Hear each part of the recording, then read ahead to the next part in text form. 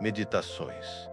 Marco Aurélio. Alguns livros não foram escritos para serem vendidos, lidos em massa ou celebrados em livrarias. Foram escritos em silêncio, nas margens da guerra, nas noites solitárias, nas pausas entre decisões imperiais. Foram escritos como desabafos íntimos, como espelhos de angústias que não podiam ser ditas em voz alta. Meditações de Marco Aurélio é exatamente isso. Um diário de um homem que governava o mundo, mas lutava para não ser governado por si mesmo. É uma obra que fala menos sobre o Império Romano e mais sobre o império interior de cada um de nós. Prepare-se para uma experiência auditiva com este resumo otimizado. Aqui você vai descobrir como silenciar o caos interno, dominar a si mesmo com firmeza e sabedoria e cultivar uma serenidade inabalável, mesmo em tempos turbulentos. Se você busca sabedoria atemporal e poder emocional real, inscreva-se agora e deixe seu like. Menos cada ato de consciência fortalece sua jornada. Marco Aurélio foi um dos chamados 5 bons imperadores. Mas o que poucos percebem é que seu maior reinado não foi sobre exércitos, mas sobre seus próprios impulsos. Durante os anos mais intensos de sua vida pública, enquanto enfrentava rebeliões, doenças e guerras, ele escreveu para si mesmo, não para impressionar, nem para doutrinar, mas para lembrar ao próprio coração que a verdadeira vitória é vencer o ego. Que a paz não está no domínio das cidades, mas na serenidade da alma. Em cada página, ele se dirige como a um discípulo interior. Chama a si mesmo de tu. Questiona, repreende, orienta, como se soubesse que a grande batalha seria travada. No silêncio da consciência, a filosofia estoica, que permeia todas as suas reflexões, não é um convite à frieza. Ao contrário, é um chamado à clareza. Ela não anula a emoção, mas a coloca sob o comando da razão. Marco repete, com força quase ritual: você não pode controlar os fatos, apenas sua reação a eles. Essa frase simples em aparência esconde uma revolução interior. Porque somos condicionados a culpar o mundo, o chefe, o trânsito, o tempo, a vida. Mas o estoicismo e Marco Menos nos lembram que tudo o que nos fere vem de dentro, da forma como interpretamos, como absorvemos, como reagimos. Se você é dominado pela raiva, não é o outro que manda em você. É a sua incapacidade de governar-se que grita, e esse governo interno exige prática.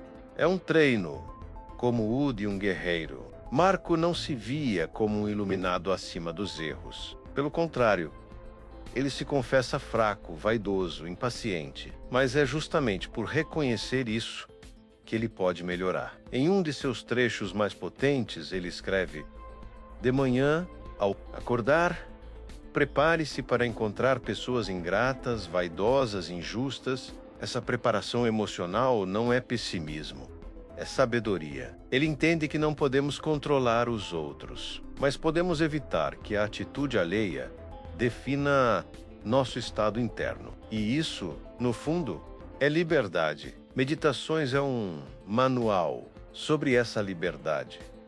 A liberdade emocional, o poder de viver sem ser refém do aplauso ou da crítica. Ele nos ensina a abandonar o desejo de controlar tudo, a não esperar que a vida seja justa, mas que nós sejamos justos, a entender que a morte não é tragédia, mas parte da ordem natural, que o tempo que temos é tudo o que temos, e que desperdiçá-lo com futilidades, rancores ou vaidades é o mesmo que rasgar pedaços da nossa existência. Mas esse ensinamento não é frio, é feroz, porque ele nos tira da ilusão, nos arranca do sono confortável de pensar que temos controle sobre tudo. Ele diz: você vai morrer. E isso pode acontecer a qualquer momento.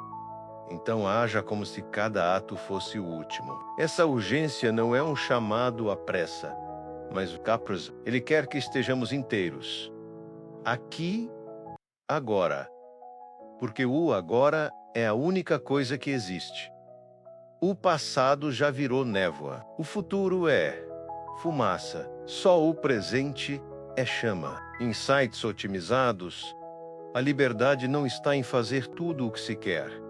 Está em não ser escravo de nada. O presente é o único lugar onde a vida realmente acontece. Tudo o mais é ilusão. A verdadeira força é manter a calma quando tudo ao redor é caos. Virtude é viver de forma íntegra, mesmo quando ninguém está olhando. Quem governa a si mesmo não teme nenhum império. Ao longo de suas meditações, Marco se lembra de amigos, de mestres, de experiências passadas. Ele agradece a todos, menos mesmo aos que falharam com ele. Porque até as falhas alheias, para o olhar de um sábio, são oportunidades de crescimento. Ele diz: a raiva de alguém revela mais sobre ele do que sobre você, e completa. Seja como a rocha contra a qual as ondas se quebram menos firme, silenciosa, imóvel. Essa imagem da rocha é um símbolo estoico, não porque ela seja fria, mas porque ela é firme, porque ela sustenta, porque ela observa, porque ela não se abala por qualquer maré. Outro ponto poderoso é a visão de Marco sobre fama e reconhecimento. Ele escreve que a glória é efêmera, que a opinião pública muda como vento, e que buscar ser lembrado por todos é o caminho mais curto para perder-se do si mesmo. Não importa o que falam agora, daqui a 100 anos ninguém lembrará. E tudo bem. Esse desapego não é apatia, menos é foco. É saber que o que realmente importa é viver bem, agora, com dignidade, com presença, com verdade, e ninguém pode tirar. Se essas palavras estão provocando algo em você, uma clareza, uma inquietação, uma sede por uma vida mais verdadeira, menos inscreva-se agora e deixe seu like. Esse gesto fortalece a construção de uma rede de consciência que vai além da informação, busca transformação. E este é apenas o começo. Nas próximas partes, vamos explorar as lições práticas que Marco Aurélio nos deixou sobre liderança, sofrimento, vaidade, relacionamentos e morte. Tudo isso com a mesma profundidade estoica, mas com aplicações diretas para o caos da vida moderna. Quando pensamos em um imperador romano, imaginamos coroas, exércitos, mármore e poder incontestável. Mas Marco Aurélio, mesmo cercado por essa pompa e autoridade, sabia que o verdadeiro trono não era externo, era interno. E nesse trono, ele precisava estar constantemente vigilante, porque o verdadeiro inimigo não vinha de fora, mas se escondia nas sombras da própria mente. A raiva disfarçada de justiça, o orgulho que se veste de autoconfiança, a preguiça emocional travestida de prudência. Em cada página de suas meditações, Marco nos ensina a observar essas máscaras, a tirá-las com coragem, a encarar o que há por trás e purificar. Ele nos lembra que todos os dias acordamos em um campo de batalha e que nossa missão mais sagrada é manter a integridade da alma, mesmo quando tudo ao redor conspira para a destruição. Ele escreve: ao acordar, diga a si mesmo: hoje encontrarei a inveja, a ingratidão, a falsidade. Essa previsão não é pessimismo, é preparação. Marco nos mostra que o mundo é imperfeito, as pessoas são imperfeitas, e que exigir delas perfeição é alimentar frustração, mas que, ao mesmo tempo, temos dentro de nós um lugar inviolável, e que a missão de cada dia é proteger esse lugar como um templo. Essa proteção não é passividade, é presença, é resistência silenciosa, é não revidar o mal com mal, é não ceder à fofoca ao escárnio, ao impulso de reagir sem pensar. Marco nos convida a fazer do corpo uma fortaleza, da mente um espelho limpo e da alma uma tocha acesa. Em uma passagem marcante, ele afirma: se o que dizem de você for verdade, menos corrija-se. Sei, for mentira, ignore simples, direto, profundo. Porque o ego quer reagir, se defender, provar. Mas a alma sábia sabe que a verdade se sustenta sozinha e que reagir a tudo é se desgastar por nada. A dor, inevitavelmente, também é tratada por Marco. Ele não nega a existência do sofrimento. Ele próprio perdeu filhos, enfrentou traições e lidou com doenças. Mas o que ele propõe é um novo olhar. Ele escreve: se a dor é suportável, suporte. Se é insuportável, ela acabará logo. Essa lógica parece fria, mas contém uma chave. Marco não quer que neguemos a dor, mas que nos libertemos do pânico. Que ao saber que a dor é parte do fluxo da vida, não nos entreguemos ao desespero, mas à aceitação ativa. E isso exige treino, exige filosofia vivida, não apenas pensada. Outro ensinamento essencial é sobre a efemeridade. Marco constantemente nos lembra de que tudo passa: a juventude, a beleza, a fama, a força. Que a vida é um sopro, mas ele não usa isso como desculpa para hedonismo. Ele usa como argumento para presença, para foco, para ação. Ele diz: não perca tempo discutindo como deve ser o bom homem, menos seja um. Essa é uma das frases mais fortes do livro, porque ela nos tira da teoria e nos empurra para a prática. Você quer ser melhor, então haja. Agora, sem palco, sem plateia, sem aplausos, apenas você e sua consciência. Insights otimizados. Você não controla o mundo menos, mas pode dominar sua mente. E isso já é poder suficiente. A dor não é inimiga menos, é professora. Ouça o que ela tem a dizer. A paz não é ausência de problemas, é serenidade em meio a eles.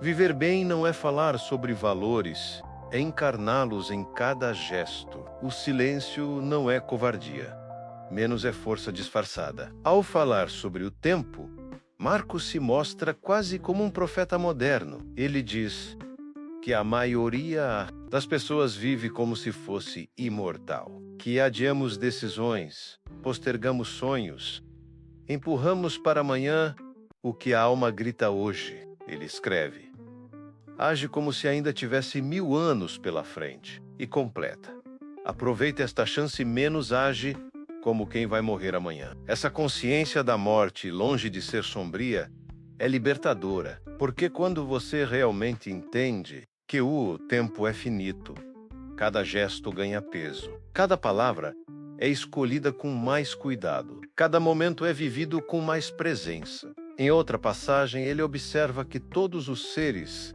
têm seu tempo e seu fim, que grandes imperadores, poetas e filósofos também morreram, e que com o tempo seus nomes foram esquecidos. Ele conclui que a melhor forma de viver é com retidão, porque no fim das contas, é isso que permanece, não os feitos épicos, mas a coerência silenciosa, não os discursos, mas os atos, não as medalhas, mas o coração. Marco também nos convida a sermos úteis. Ele diz que cada ser tem uma natureza menos, e que a natureza do ser humano é cooperar, ajudar, agir com justiça, e que, quando você vive contra isso, sente-se vazio, incompleto, perdido.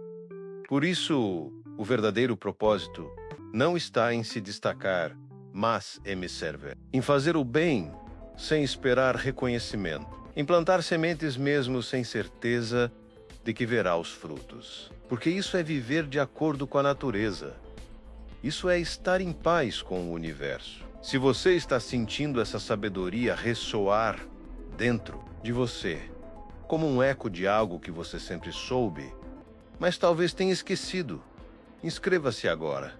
e deixe seu like. Esta jornada é profunda demais para ser feita sozinho, e cada passo seu fortalece o caminho de todos nós. Na próxima e última parte, vamos revelar os trechos mais impactantes do livro, menos aqueles que parecem falar direto com a alma. Vamos mergulhar nas lições de desapego, propósito e transcendência e encerrar esta jornada com a mesma força serena com que ela começou. Temos aprendizados otimizados em diversas áreas, menos continue com a gente e se aprofunde ainda mais. Ao caminhar pelas últimas reflexões de Marco Aurélio, sentimos que não estamos apenas lendo, estamos sendo lidos. Cada página parece vasculhar as dobras mais profundas da alma. Ele nos fala como um mestre silencioso, que não aponta, não grita, não julga,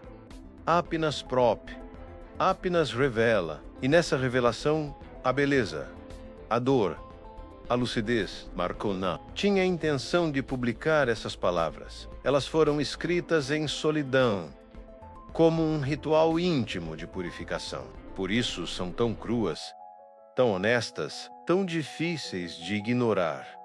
Um dos temas que ele mais retorna é o da natureza. Para Marco, tudo o que é natural deve ser aceito. A mudança, a perda, a morte, a imperfeição. Ele escreve: se algo acontece de acordo com a natureza, então é bom. Essa frase parece fria para quem a lê pela primeira vez, mas, se olhada com o coração aberto, revela um segredo. Marco não nos pede para gostar do sofrimento, mas para não resistirmos. KLM enviou para que usemos o que não controlamos como alavanca para o que controlamos. A atitude, o olhar, a disposição interior. Ele também nos fala sobre o julgamento. E aqui, sua voz é quase sussurrada, mas firme. As coisas não nos atingem. O que nos fere é o julgamento que fazemos delas. Em outras palavras, não é o que o outro disse. É o valor que você deu. Não é o que aconteceu. É como você interpreta. Esse ensinamento é uma chave de ouro para a liberdade. Nos devolve o poder. Nos lembra que o sofrimento emocional é, em grande parte, uma escolha inconsciente. E que, se formos honestos, podemos aprender a transformar dor em sabedoria. Marco também nos convida a uma vida mais simples, menos distrada, menos carregada de desejos vazios. Ele escreve: quanto menos você precisa, mais próximo está dos deuses. E isso não significa ascetismo radical. Significa leveza. Significa não depender do externo para sentir-se inteiro. Significa não viver em função da aprovação da comperaca, da ilusão de que algo ou alguém de fora nos completará. É um chamado à autenticidade, ao pertencimento silencioso à própria essência, a libertação da gesa disfarçada de ambição. Ele fala sobre ser útil, sobre viver para algo maior do que o próprio ego, e ao mesmo tempo nos lembra que não precisamos nos justificar, que não devemos nos deixar corroer pela malícia dos outros. Ele escreve: seja como o fogo que consome tudo o que é lançado contra ele e se torna mais forte. Essa imagem é brutal e linda, porque nos mostra que o sofrimento pode ser combustível, que a crítica pode ser tijolo, que a dor pode ser cinzel, e que, ao fim, somos nós que escolhemos o que fazer com o que nos acontece. Insights otimizados. O julgamento é a lente que define a dor. Menos mude a lente e muda o mundo. A simplicidade é o luxo mais sofisticado da alma. O sofrimento, quando acolhido, se transforma em sabedoria silenciosa. Aceitar a impermanência é viver com leveza e verdade. A firmeza interna é mais poderosa do que qualquer escudo externo. Nas páginas finais de Meditações, Marco não apresenta fórmulas, promessas ou finais felizes.